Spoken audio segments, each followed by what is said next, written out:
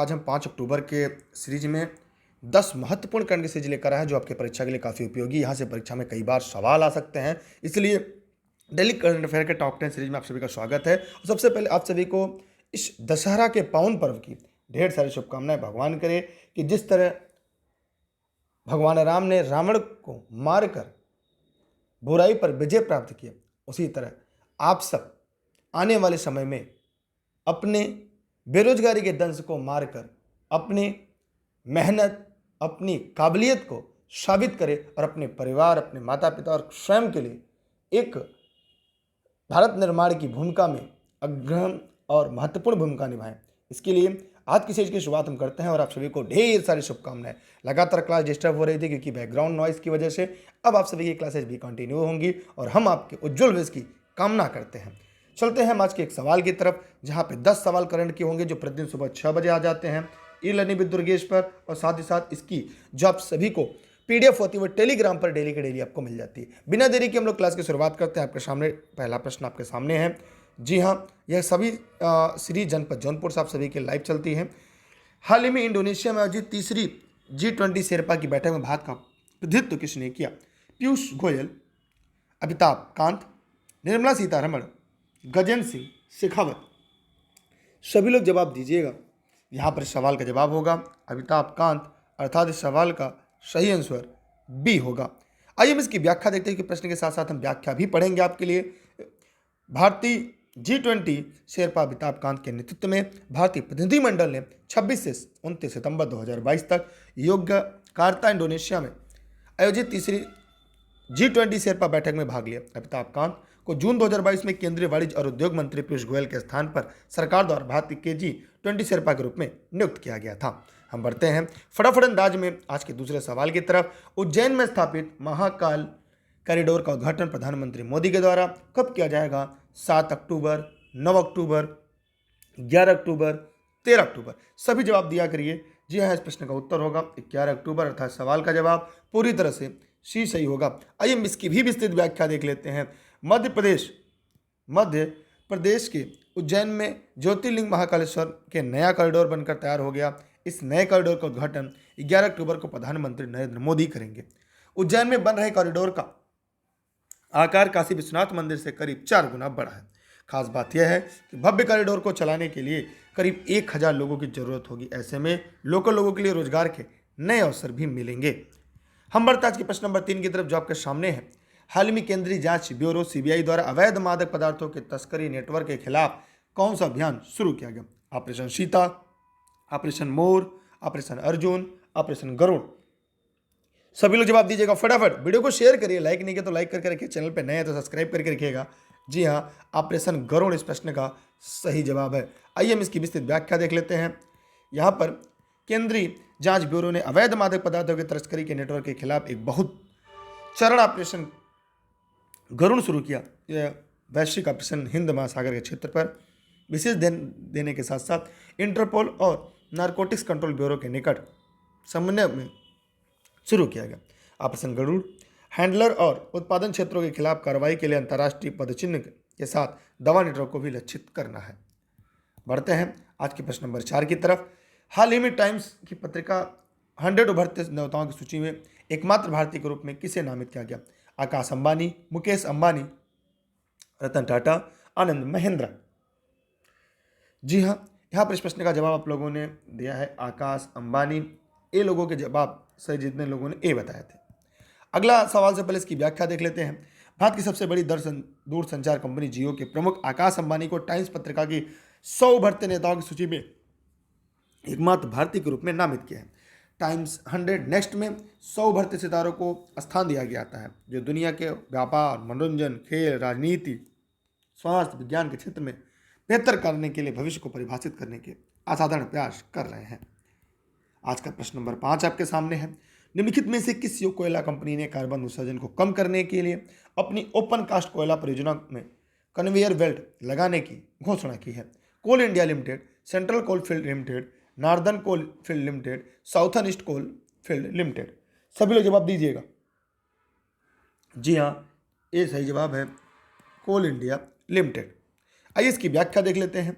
कोल India limited carbon उत्सर्जन को कम करने और कोयले के सुरक्षित परिवहन को सुनिश्चित करने के लिए अपनी ओपन कास्ट कोयला परियोजना में कन्वेयर बेल्ट प्रयोग करेगी। इसके लिए कोल इंडिया कंपनी ने फर्स्ट माइल कनेक्टिविटी नामक एक अवधारणा पेश की है, जिसमें साइलो और वासरी से रेलवे साइडिंग तक कोयले के परिवहन के पारंपरिक तरीकों को बड़े कन्वेयर बेल्ट में बदल दिया जाएगा।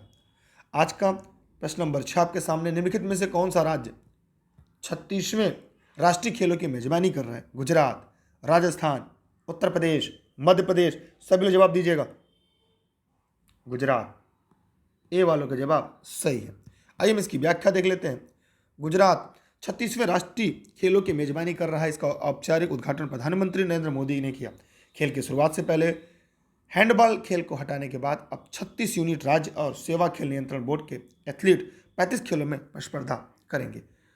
मलखंब और योगासन खेल पहली बार आयोजित किया जाएगा। ये इंपॉर्टेंट है, याद रखिएगा। मलखंब और योगासन खेल पहली बार आयोजित किया जाएगा। अडानी ग्रीन एनर्जी लिमिटेड ने हाल ही में किस स्थान पर दुनिया का सबसे बड़ा पवन सौर संयंत्र चालू किया है? सभी साथी जवाब देंगे। जोधपुर, जैसलमेर, बीकानेर, बाड़मेर। सभी साथी फटाफट बताएं। जैसलमेर सही जवाब। बी वालों के यहाँ पे सही और राइट आंसर है। हम बढ़ते हैं आज के इसकी व्याख्या की तरफ। अडानी ग्रीन एनर्जी लिमिटेड ने राजस्थान के जैसलमेर में दुनिया का सबसे बड़ा पवन सौर ऊर्जा संयंत्र चालू किया। इस परियोजना में 600 मेगावाट सौर और 150 मेगावाट पवन संयंत्र शामिल है। इसके साथ अडानी ग्रीन एनर्जी लिमिटेड की वर्तमान में कुल परिचालन उत्पादन क्षमता 6.7 गीगावाट हो गई। मई 2022 में अडानी ग्रीन एनर्जी लिमिटेड ने जैसलमेर में 390 मेगावाट की क्षमता वाले भारत के पहले हाइब्रिड पावर प्लांट के संचालन किया था। आज का प्रश्न नंबर 8 है। प्रसिद्ध पार्श्व गायक कुमार सानू और शैलेंद्र सिंह और संगीतकार जोड़ी आनंद मिलिंद को राष्ट्रीय लता मंगेशकर पुरस्कार में सम्मानित किया गया। कुमार सानू को इस वर्ष के लिए पुरस्कार दिया गया 2019, 2020, 2021, 2022। सभी लोग फटाफट बताइए, जितने भी लोग इस वीडियो को देख रहे हैं यहाँ पे। 2021 सी सही है। बढ़ते हम इसकी व्याख्या की तरफ।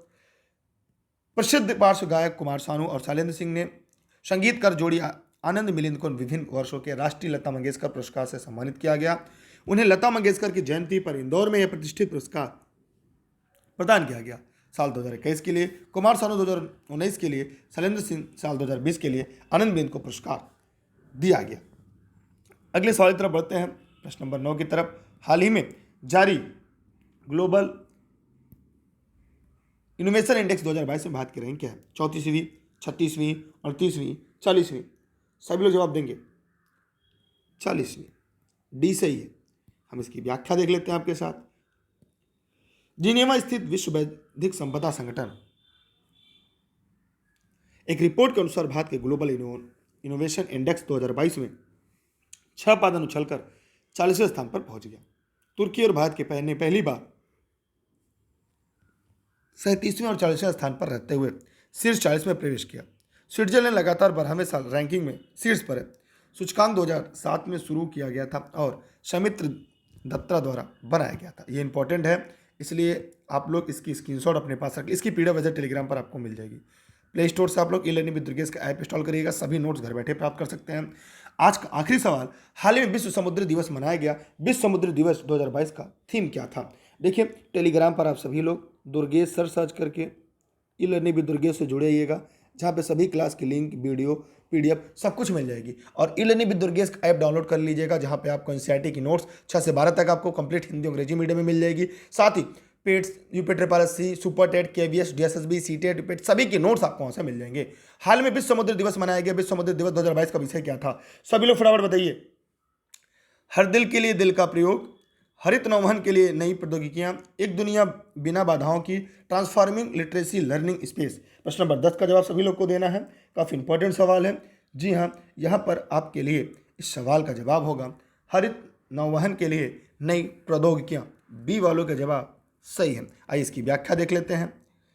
विश्व समुद्री दिवस हर साल सितंबर के आखिरी गुरुवार को मनाया जाता है। यहाँ तक के लिए मोस्ट इंपॉर्टेंट, 2022 में 29 सितंबर को मनाया गया। विश्व समुद्री दिवस पहली बार 1978 मनाया गया। समुद्री उद्योग में काम करने वालों की कड़ी मेहनत को पहचान दिलाने के लिए मनाया जाता है।